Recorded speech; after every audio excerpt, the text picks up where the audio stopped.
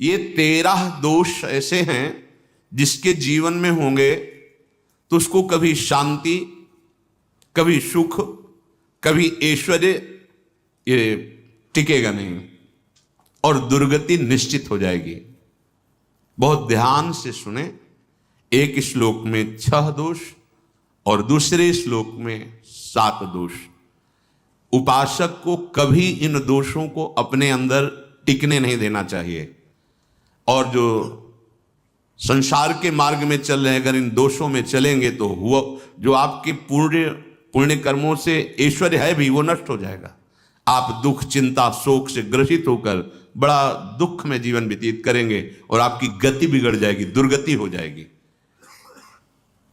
विकत्थनः स्पृहायुर्मनस्वी बिभ्रत कोपम चपलो अरक्षणश्च एतान् पापाः षण्णराः पाप धर्मान् प्रकुर्वते नोऽत्र सन्तः सुदुर्गे संभोग संविद विषमोतिमानी दत्तानुतापी कृपणो बलीयान् वर्ग प्रशंसी वनिता सुदेष्टा एते परे सप्तनशंस वर्गाः।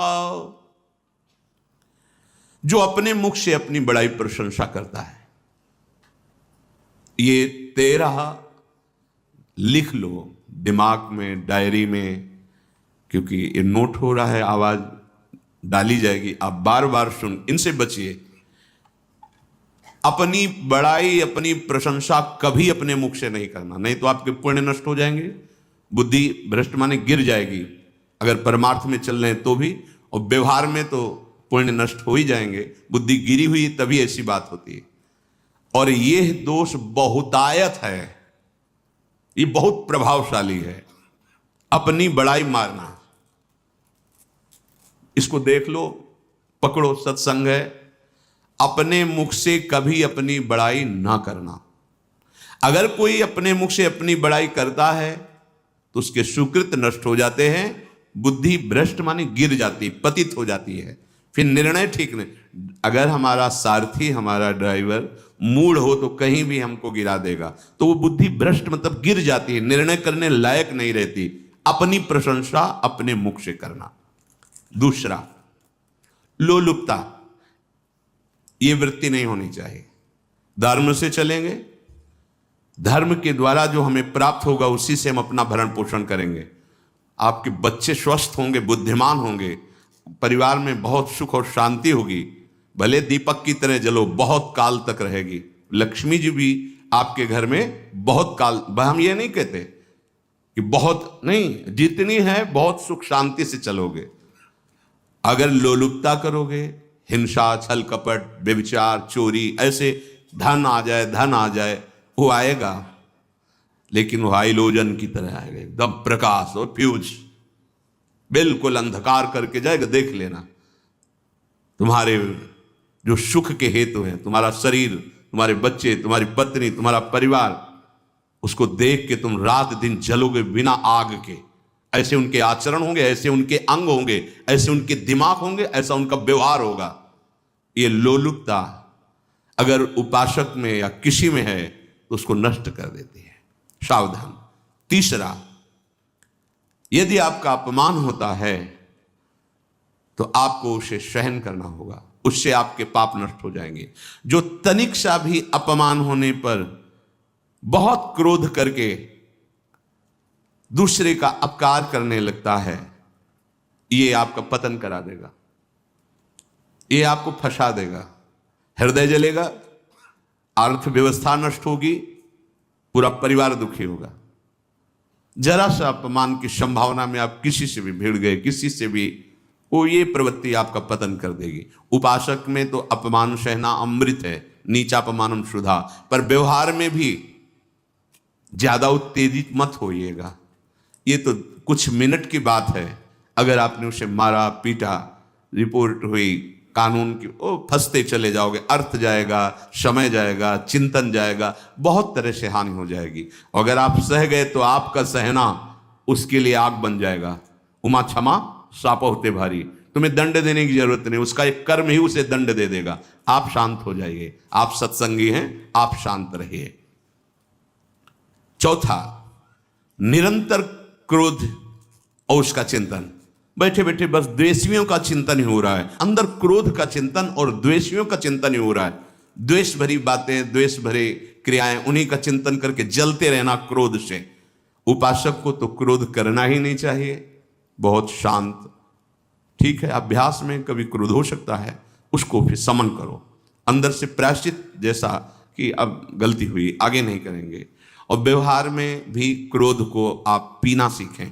अगर बार बार आपका क्रोध प्रकट होता ही रहेगा, आपका स्वभाव बिगड़ जाएगा, आपके पुण्य नष्ट हो जाएंगे और आपका जीवन नष्ट हो जाएगा। देने वाला उतना दे देगा, आपको आनंदित रहो, पैसा खर्चा सब, पूरे जीवन का विध्वंस मचा दिया क्रोध ने। कहीं भी आप देखो, किसी से क्रोध करके देखो, फिर देखो तुम्हारा भजन चल रहा है, तुम्हारी वो आनंद वृत्ति है नहीं, जलोगे और वो जलन और गुस्सा दिलाएगी और वो बैठे बैठे जलो नहीं। ये क्रोध जो है, ये चाहे व्यवहार में हो चाहे परमार्थ में, दोनों की हानि करने वाला है।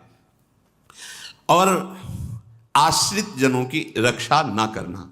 अगर कोई भाग कर आपके पास आ गया है, कोई पशु पक्षी या कोई मनुष्य, आपको चाहिए कि अब चाहे हमारे पहले प्राण जाएं, उसकी रक्षा करेंगे।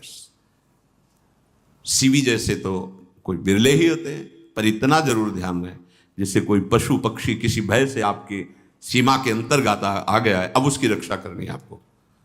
अगर आप स्वयं मार देते हैं या मरवा देते हैं, या आपके सुकृत नष्ट कर देगा, या आपकी दुर्गति का कारण बन जाएगा।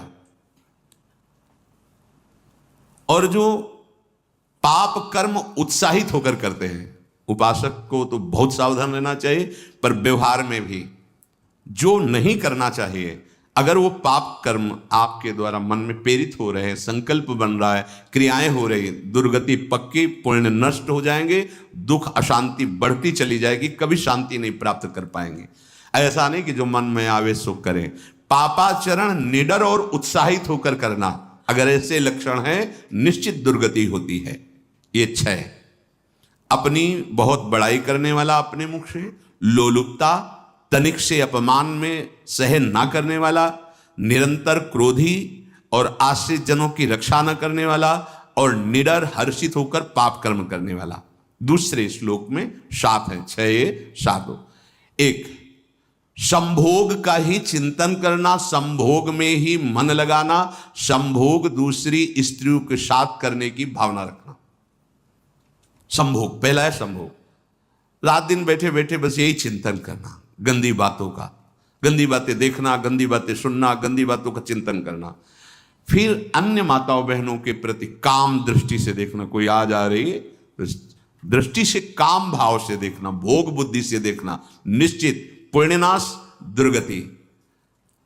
बड़े बड़े उदाहरण इतिहास में हैं जिन्होंने ऐसा दृश्य नेत्रों से देखने की चेष्टा की, मन में संकल्प किया भोगने का, नष्ट हो गए, चाहे वो कितने बड़े प्रतापी हों। ये दुर्योधन कोई साधारण थोड़ी है, भगवान व्यासदेव जी के द्वारा ही तो, भगवान व्यासदेव जी ही इसकी उत्पत्ति का कारण है।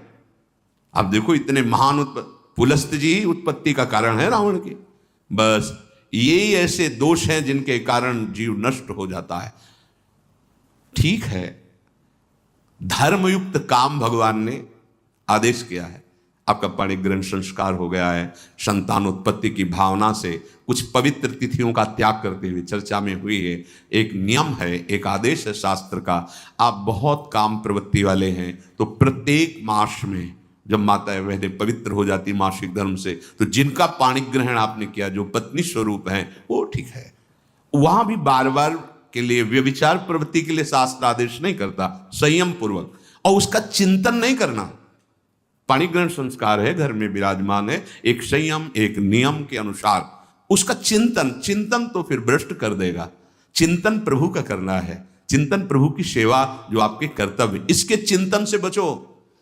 घातक है, बहुत बड़ा जहर है, अगर विषय चिंतन होने लगा तो मरोगे, जिंदा जलोगे, दुर्गति भी होगी।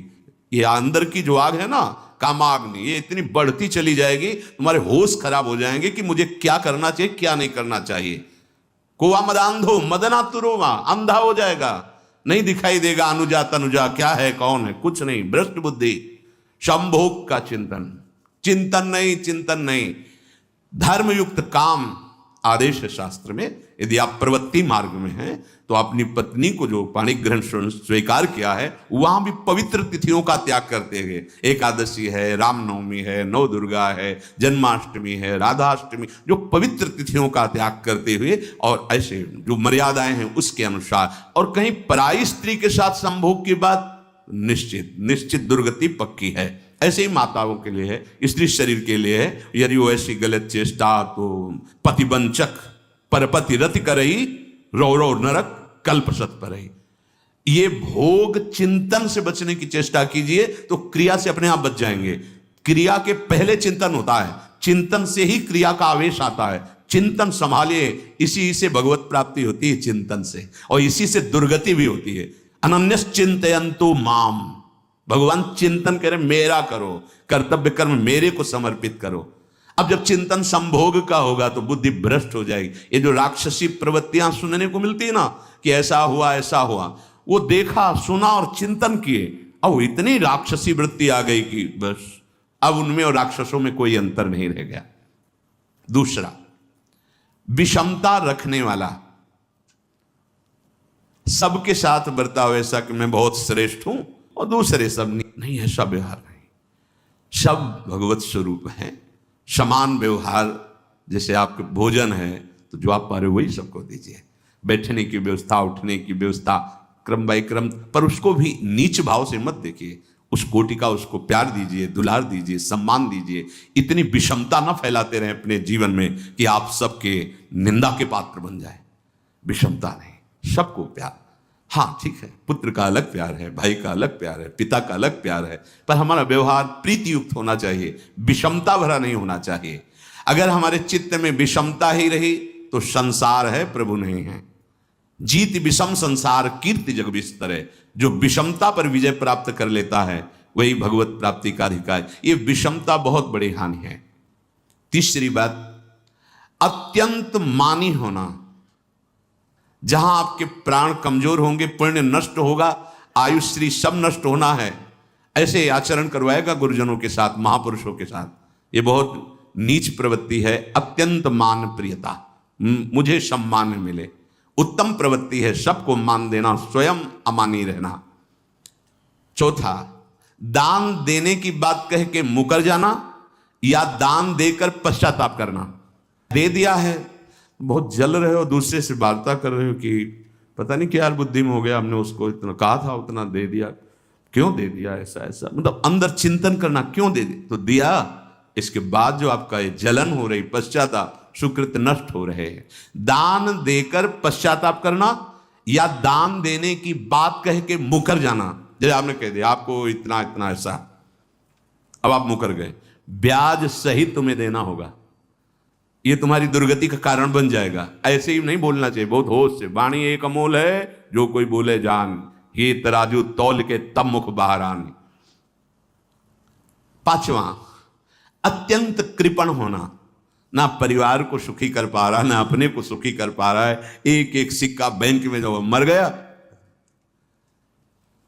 धन की वास्तविक गति यही है कि अपने परिवार को खूब उसकी अनुकूलता प्रदान करो, उसमें से कुछ हिस्सा किसी ऐसे को जिससे तुम्हें बदले में कुछ लेने की भावना ना हो।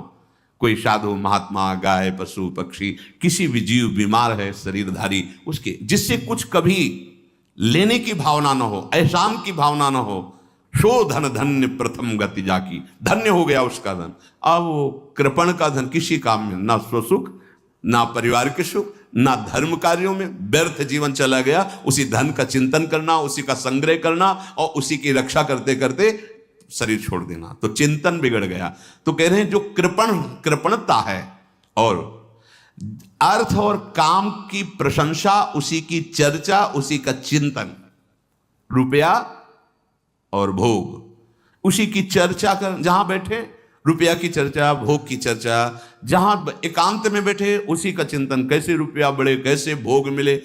और अगर अवसर मिला तो रुपया अधर्म से आवे चाहे धर्म से, उसको इसकी कोई परवाह नहीं। भोग चाहे धर्म से हो चाहे अधर्म से, जिसका अर्थ और काम भोग ही चिंतन है वो धर्म नहीं। जिसका धर्म चिंतन का विषय है तो अर्थ और काम भी ऐसा होगा जो मोक्ष प्रदान करने वाला हो। धर्म, अर्थ, काम, मोक्ष। और जो बालक, स्त्री, पागल, असहाय, जो इनकी रक्षा न करके इनकी हानि करता है, दुर्गति निश्चित है। माना आपकी पत्नी है, उसका स्वभाव बिगड़ा हुआ है, क्रोधी है, कटु वचन बोल, लेकिन आपके ही प्रारब्ध के लिए। माना आपका पति ऐसा स्वभाव वाला, पर आपके ही प्रारब्ध से तो संयोग बना है आकर, अब इसका निर्वाह कर ले जाओ तो पवित्र हो जाओगे दोनों। और अगर झगड़ा और लड़ाई और मारपीट और कहीं हिंसा आदि के रूप में उतर गए तो फिर और करनी बिगड़ गई। बालक है, आप उसको ज्ञान नहीं कि आप पवित्र है, कि आप पवित्र है, उसको ज्ञान नहीं कि आप उसके साथ व्यवहार अच्छा कर रहे हैं कि बुरा कर रहे हैं। रक्षा करनी है आपको, शोषण नहीं करना। कह रहे हैं स्त्री, बालक और पागल, जैसे विक्षिप्त है, पागल है, आपको रक्षा करनी है। बन जाए तो उसको भोजन, ऐसा नहीं कि ईंट मारो, उसको अपमानित करो। उसकी बुद्धि खराब है, प्रारब्धवशात खराब हो गई है, तो शास्त्र आज्ञा करता है स्त्री, बालक, जैसे पागल, विक्षिप्त आदि हैं, असहाय है, असमर्थ है, बूढ़ा है, वो आप सेवा भी करो तो वो गाली दे सकते हैं, उनकी बुद्धि बिगड़ गई। आपको उनको दंड नहीं देना, मारना नहीं है आपको। मान लो आपके बड़े बूढ़े बुजुर्ग जन हैं, आप सेवा भी कर रहे हो तो आपको कटु वचन बोल सकते हैं, आपकी निंदा कर सकते हैं, लेकिन आपको उनके साथ व्यवहार सद करना है। अगर आपने इन दोषों को स्वीकार किया तो निश्चित आपकी दुर्गति होगी, न इस लोक में आपको शांति मिलेगी न परलोक में। इसलिए इन दोषों को बार बार सुन करके और हृदय में जांचो कि कहीं है तो नहीं। अगर है तो सत्संग, भजन बल, भगवत प्रार्थना के बल से इन दोषों का त्याग कर दो, जीवन मंगलमय हो जाएगा। शेष चर्चा आगे। श्री राधा वल्लभ लाल की।